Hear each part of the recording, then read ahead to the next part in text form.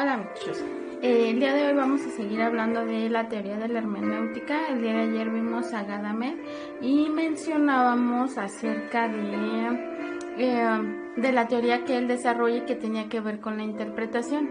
Yo les dejé una actividad donde les puse diversas pinturas que pertenecen al vanguardismo y yo les dije que ustedes me interpretaran lo que ustedes quisieran de cualquiera de las pinturas que se presentaron en las diapositivas.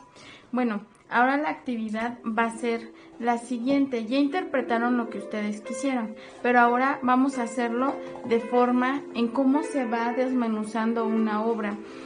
En un principio eran textos literarios o textos en sí. Nosotros, yo se los quiero ejemplificar de una manera más fácil con una pintura, porque siento que son un poco más visuales y también por el hecho de estar ahorita a distancia, pues no nos podríamos enfocar directamente en un texto literario o en un texto en sí, aunque no sea literario, que sea de tipo social, de tipo crítico, reflexivo, etcétera, etcétera.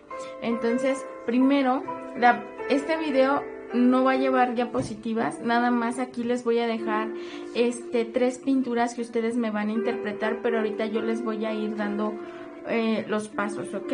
Entonces, antes que nada, ustedes me van a tener que contestar las preguntas detonadoras que vienen en su libro y vienen en la página número 107. La primera es ¿qué es interpretar? La segunda, ¿qué es comprender? La tercera, ¿es lo mismo interpretar que comprender? ¿Por qué? Y la cuarta, ¿qué es la verdad? Y la quinta, ¿qué entiendes por hermenéutica? ¿Sí? Primero, ¿qué es interpretar? Les voy a ir ayudando un poco para que ustedes puedan hacerlo bien en su actividad. ¿Qué es interpretar? Cuando nosotros interpretamos, se podría decir que va a ser un poco subjetivo de acuerdo a todos nuestros acontecimientos y todo nuestro brebaje cultural que nosotros tengamos. Sin embargo, aunque no lo tengamos, de eso se trata la teoría de la hermenéutica. Se trata de investigar, se trata de la investigación. Entonces, ¿qué quiere decir todo esto? Bueno, esto quiere decir lo siguiente. Cuando nosotros comprendemos algún texto es porque entendimos lo que dice. Es como en la pintura de ayer, ustedes entendieron, pudieron ver que había triángulos, que había muchos colores, rojos, amarillos, que a lo mejor eran diferentes figuras deformes y quizá lo comprendieron hasta ahí, pero no interpretaron esa obra. La teoría de la hermenéutica en un principio se aplica a lo que van a ser los textos y posteriormente se aplica a la pintura, a la escultura, a cualquier obra de arte en sí. Entonces, y a cualquier texto también. Ahora, cuando un escritor quiere escribir algún texto, algún cuento, algún poema, no nada más lo escribe porque sí, es porque hay todo un contexto detrás de lo que él quiere decir o de lo que él quiere mostrar. Por eso aquí las dos preguntas son muy importantes. ¿Es lo mismo interpretar que comprender? No, cuando yo comprendo es porque estoy entendiendo, ya sé de lo que se trata. Ya sé de lo que se trata esa pintura, ya incluso puedo ver lo que está plasmado en esa pintura, en un texto, en un cuento. Ya comprendí la lectura, sé quién es un personaje principal, un personaje secundario, cuál es el ambiente donde se desarrolla ese cuento, etcétera, etcétera, ¿no? En cualquier texto igual puedo entender, en un texto filosófico puedo entender cuál es la filosofía de Platón, por ejemplo, o cuál es el método mayéutico, ¿no? Pregunta y respuesta. Ya lo comprendí, pero ahora interpretarlo ya lleva una crítica y una reflexión. Interpretar ya va más allá de comprender simplemente. Por eso cuando Gadamer desarrolla la teoría de la hermenéutica, pues da un gran paso, porque se analizan diferentes cosas para diferentes cuestiones. Para poder interpretar, yo necesito tener todo un contexto. ¿Qué quiere decir eso? Bueno, si yo voy a interpretar un cuento por ejemplo, el último cuento que nosotros enviamos en las actividades, no sé si lo leyeron, era el cuento de Algo malo va a suceder. Bueno, ese cuento hablaba acerca de una señora ya de avanzada edad, una señora de la tercera edad que vive con sus hijos, y la señora dice, tengo un presentimiento, algo malo va a suceder. Y entonces los hijos no le creen en un principio y le dice que son supersticiones de vieja. El muchacho queda preocupado, se va a jugar al billar con uno de sus amigos y le dice, es que mi madre ya amaneció con un presentimiento, dice que algo malo va a suceder. Su amigo va y se lo dice en su casa a su familia, y está un familiar ahí, lo escucha, y ese familiar va y lo dice en una carnicería, y el de la carnicería le dice a sus clientes y les dice, una vieja amaneció con que algo malo va a suceder, deberían de llevarse 4 o 5 kilos de carne. Después salen de la carnicería y ven que, por ejemplo, los pájaros bajan a una hora más temprana y dicen que algo malo va a suceder porque los pájaros nunca bajan a esa hora, que ese día hizo mucho calor y que algo malo va a suceder. Pero todo es desde el principio, desde que la viejita dice que algo malo va a suceder. Entonces, el cuento termina en que toda la población entra en pánico y se van del pueblo y queman algunos sus casas. Y entonces la viejita, cuando va caminando, dice, ya ven, les dije que algo malo iba a suceder. Entonces es un cuento pues al final pues divertido al final, ¿no? Y no tan divertido porque pues todos quemaron sus casas porque no se informaron ni nada y simplemente se dejaron llevar por la superstición. ¿Quién es el autor de ese cuento? Es Gabriel García Márquez, y desde ahí empieza la interpretación y se empieza a aplicar lo que es la teoría de la hermenéutica. Porque primero voy a analizar cada uno de los personajes, voy a analizar el ambiente donde se desarrolla ese cuento, y voy a analizar quién es el autor. ¿Quién fue el autor? Bueno, el autor es un señor colombiano, ¿sí? Y para que yo entienda mejor, mucho mejor, ese cuento, yo voy a analizar la vida del autor. Y el autor vivió muchos años con sus abuelos y su abuela era muy supersticiosa. Siempre, si pasaba por debajo de una escalera, la abuela sabía que le iba a ir mal.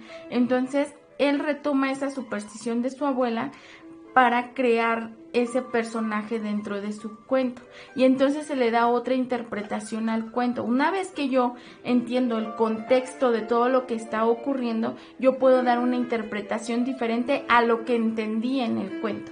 Eso es completamente diferente, por eso aquí les estoy explicando la diferencia entre lo que es comprender y lo que es interpretar. Entonces, comprender queda un límite, interpretar se interpretan muchas cosas más dentro de una obra, dentro de un texto, incluso hasta los textos que hizo Marx, los textos que hizo Blaise Pascal. Tendríamos que ver por qué Blaise Pascal, a pesar de que es un científico y que en la época en la que él desarrolla su filosofía, ya se estaba despegando el estado de la iglesia y comienza la era de la ilustración. Entonces tendríamos que ver por qué él se aferra a darnos pruebas de la existencia de Dios cuando ya los de su tiempo, los de su época, la mayoría ya decía que Dios no existía y se estaban haciendo ateos. Entonces, ¿por qué él defiende a Dios a toda costa? ¿Qué fue lo que pasó en su vida? Y desde ahí se le puede dar una interpretación diferente a todas las teorías que nosotros hemos analizado. Porque, como les decía de Rousseau, ¿no? Él nos da muchos tips, hace toda una teoría en cuestión de educación con su libro del Emilio, y abandonó a sus 5 hijos en un orfanato. O sea, ¿por qué? Entonces ahí se le da toda una interpretación a su obra.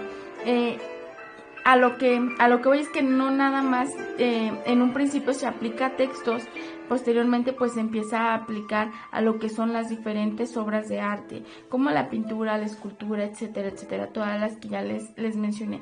Yo les voy a dejar aquí 3 pinturas. Una es de Salvador Dalí, ¿sí? Tiene un nombre en especial y ese nombre ustedes me lo van a investigar desde el título. Ustedes, fíjense bien, vamos a ir por partes, así que vayan anotando.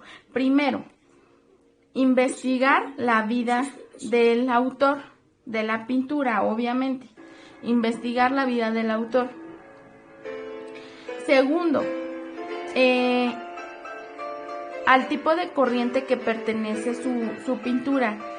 El de Salvador Dalí es surrealista, el de los relojes es surrealista. ¿Cuáles son las características del surrealismo? De hecho, es un trabajo bastante extenso. Ustedes tienen hasta el día viernes para entregármelo. ¿Cuáles son las características del surrealismo o las características de la pintura de Frida Kahlo? Me van a... Como ya en un principio les dije, la biografía del autor. Y segundo, ¿qué significa el título? El título de la obra. ¿Qué significa? ¿Qué representa? Segundo, ¿cuál es el contexto histórico, social y político cuando ellos crean esas obras? Y entonces sí, ustedes me van a dar la interpretación general de la obra que ustedes escojan. Son 3 nada más, ustedes pueden escoger las 3 que cualquiera de las 3 que a ustedes les agrade más o que les llame más la atención. Les vuelvo a repetir, 1 es la biografía, 2 es buscar qué significa el título de la obra, 3 es buscar a qué corriente pertenece. Les vuelvo a repetir, Salvador Dalí pertenece a la corriente surrealista y en Frida Kahlo, ¿cuáles los motivos que la llevan a pintar? La mayoría autorretratos, y la otra, de cualquiera de las 3, el contexto social, político y económico cuando ellos pintan esa obra. ¿Y de qué país? Porque Frida es mexicana, Salvador Dalí no es mexicano. Entonces, no les quiero dar más pistas, pero eso a ustedes les va a ayudar a interpretar de manera completamente diferente lo que ustedes ven. Eso es la teoría de la hermenéutica. Y bueno, esto es a grandes rasgos, porque en realidad es toda una teoría. De hecho, se aplica a estudios sociológicos, literarios, etcétera, etcétera. ¿Por qué? Porque se estudian diferentes cuestiones que están alrededor de la obra. Esa es su actividad del día de hoy. Yo quería que a ustedes les quedara un poquito más claro lo que era la teoría de la hermenéutica, que es la teoría de la interpretación, y que en pocas palabras y en resumen les vuelvo a repetir: la teoría de la hermenéutica es la teoría de la interpretación que rodea, toda esa interpretación que rodea a un cuadro, que rodea a una pintura, ¿sí? Es como también el cuadro de la Última Cena que tengo acá atrás, también. O sea, ¿qué llevó al autor a pintarlo?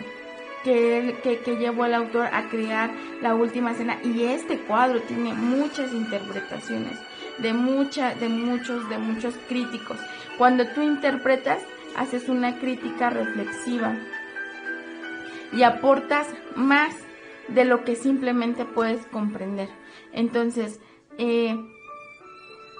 de ahora en adelante, cuando ustedes quieran saber más de algún texto, de algún poema, etcétera, etcétera, ustedes tienen que investigar todo este contexto que rodea a las obras que ustedes quieren analizar. Ahora, muchas veces se interpreta hasta el simbolismo de ciertas palabras que los autores quisieron anotar, quisieron escribir o quisieron plasmar en alguna pintura, en alguna escultura, etcétera, etcétera. Entonces, si ustedes tienen alguna duda, me la hacen saber por medio de los grupos o por medio de correo, y yo con mucho gusto se las resuelvo. Espero que haya quedado claro y les vuelvo a repetir, a investigar todos los puntos que yo les di y después ustedes. La interpretación tiene que ser de por lo menos mínimo 10 renglones. Su interpretación personal, a partir de que ustedes ya conocen todo el contexto de las pinturas, ustedes me van a hacer su interpretación, 10 renglones mínimo. Entonces, esta actividad me la entregan hasta el día viernes porque sí es un poquito más extensa y nos estamos viendo en el siguiente video.